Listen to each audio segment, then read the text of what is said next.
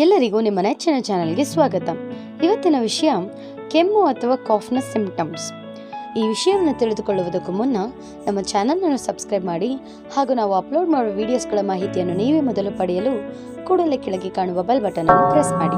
ಕೆಮ್ಮು ನಾವು ಉಸಿರಾಡುವ ನಾಳದ ಮೇಲಿನ ಭಾಗದಲ್ಲಿ ಆಗುವ ಇನ್ಫೆಕ್ಷನ್ ಇಂದ ಉಂಟಾಗುವುದು. ಇದು ಬಹುತೇಕ ಗಂಟಲಿನ ಹತ್ತಿರ ಇರುವ ಭಾಗಕ್ಕೆ ಪ್ರಭಾವ ಬೀರುತ್ತದೆ.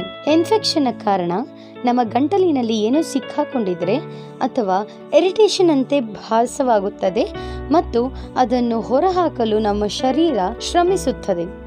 ಇದನ್ನೇ ನಾವು ಕೆಮ್ಮು ಎನ್ನುತ್ತೇವೆ. ಕೆಮ್ಮಿನ ಲಕ್ಷಣಗಳು ಅಥವಾ ಸಿಂಪ್ಟಮ್ಸ್ ಏನೇನೆಂದರೆ, ಬಹುತೇಕ ಜನರಿಗೆ ಗಂಟಲಿನ ಹಿಂದೆ ನೀರಿನಂತೆ ಪದಾರ್ಥ ಕೆಳಗೆ ಇಳಿಯುವಂತೆ ಭಾಸವಾಗುತ್ತದೆ. ಮತ್ತೆ ಮತ್ತೆ ಗಂಟಲಿನಲ್ಲಿ ಸಾಫ್ ಮಾಡಬೇಕಾಗುತ್ತದೆ. ಗಂಟಲು ನೋವಾಗುತ್ತದೆ ಮತ್ತು ನಮ್ಮ ವಾಯ್ಸ್ ಚೇಂಜ್ ಆಗುತ್ತದೆ. ಕೆಮ್ಮು ತುಂಬ ಹೆಚ್ಚಾಗಿದ್ದರೆ ನಮ್ಮ ಉಸಿರಾಟ ಹೆಚ್ಚಾಗುತ್ತದೆ. ಬಾಯಿಯಲ್ಲಿ ಕಹಿ ಟೇಸ್ಟ್ ಆಸಿಡ್ನ ಕಾರಣದಿಂದ ಆರಂಭವಾಗುವುದು. ಇನ್ನು ಕೆಮ್ಮು ತುಂಬ ಹೆಚ್ಚಾದರೆ ಕೆಮ್ಮಿನ ಜೊತೆ ರಕ್ತವೂ ಬರುತ್ತದೆ. ಯಾವಾಗಲಾದರೂ ಸ್ವಲ್ಪ ಕೆಮ್ಮಿದರೆ ಅದು ಮೆಡಿಕಲ್ ಗ್ರೌಂಡ್ನ ಪ್ರಕಾರ ನಾರ್ಮಲ್ ಕೆಮ್ಮಾಗಿರುತ್ತದೆ. ಅಂದರೆ ನಮ್ಮ ಶರೀರದ ನೈಸರ್ಗಿಕ ಕ್ರಿಯೆಯಿಂದ ನಮ್ಮ ಶರೀರ ತನ್ನ ವಿಷಕಾರಿ ತತ್ವವನ್ನು ಕೆಮ್ಮಿನಿಂದ ಮುಖಾಂತರ ಹೊರಗೆ ಕಳುಹಿಸುತ್ತದೆ.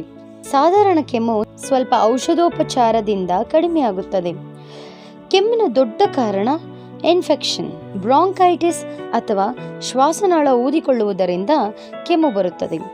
ಇಂತಹ ಸಮಯದಲ್ಲಿ ಕೆಮ್ಮಿನ ಜೊತೆ ಬದಲಾದ ಬಣ್ಣ ಕಫ ಅಂತ ಹೇಳ್ತಾರೆ. ತುಂಬಾ ತಣ್ಣಗಿನ ಅಥವಾ ತುಂಬಾ ಬಿಸಿಯಾದ ಪದಾರ್ಥ ಒಂದೇ ಸಲ ತಿನ್ನುವುದರಿಂದ ಮತ್ತು ಮಾರುಕಟ್ಟೆಯಲ್ಲಿ ಮುಚ್ಚದೇ ಇಟ್ಟಿರುವ ಚಾಟ್ಸ್, ಪಕೋಡಾಗಳಿಂದ ತಕ್ಷಣ ಕೆಮ್ಮು ಆರಂಭ ಉಂಟಾಗುವುದು. ಕೆಮ್ಮಿನ ಇನ್ನೊಂದು ಕಾರಣ ಅಸ್ತಮಾ ಅಥವಾ ದಮ್ಮು ಆಗುತ್ತದೆ. ಅಸ್ತಮಾ ರೋಗಿಗಳಿಗೆ ಚಳಿಗಾಲ, ಕೆಮಿಕಲ್ಸ್ ಅಥವಾ ಸ್ಮೆಲ್, ಅದೂ ಅಲ್ಲದೆ ಋತುಗಳ ಬದಲಾವಣೆಗಳಿಂದ ಶ್ವಾಸಕೋಶದ ನಾಳಗಳಲ್ಲಿ ಇನ್ಫೆಕ್ಷನ್ ಆಗುವುದು ಸಹಜ ಮತ್ತು ಕೆಮ್ಮು ಸಂಭವಿಸುತ್ತದೆ. ಅಸಿಡಿಟಿಯಲ್ಲಿ ಹೊಟ್ಟೆಯಿಂದ ಹೊರಗೆ ಆಸಿಡ್ ಹೋಗುತ್ತದೆ ಮತ್ತು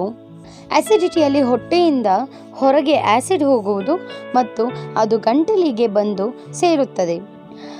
ಆದ ಕಾರಣ ಗಂಟಲಿನಲ್ಲಿ ಇರಿಟೇಷನ್ ಆಗಿ ಕೆಮ್ಮು ಉಂಟಾಗುತ್ತದೆ. ಈ ವಿಡಿಯೋ ನಿಮ್ಗೆ ಇಷ್ಟ ಆಗಿದೆ ಅಂತ ಅನ್ಕೊಂಡಿದ್ದೀನಿ. ದಯವಿಟ್ಟು ಸಬ್ಸ್ಕ್ರೈಬ್ ಮಾಡಿ ಹಾಗೂ ಹೆಚ್ಚಾಗಿ ಶೇರ್ ಮಾಡಿ. ಮತ್ತೊಂದು ಉಪಯುಕ್ತವಾದ ವಿಡಿಯೋದೊಂದಿಗೆ ನಾನು ನಿಮ್ಮನ್ನು ಮತ್ತೆ ಭೇಟಿ ಆಗ್ತೀನಿ. ಅಲ್ಲಿವರೆಗೂ ಹ್ಯಾಪಿಯಾಗಿರಿ, ಹೆಲ್ದಿಯಾಗಿರಿ. ನಮಸ್ಕಾರ.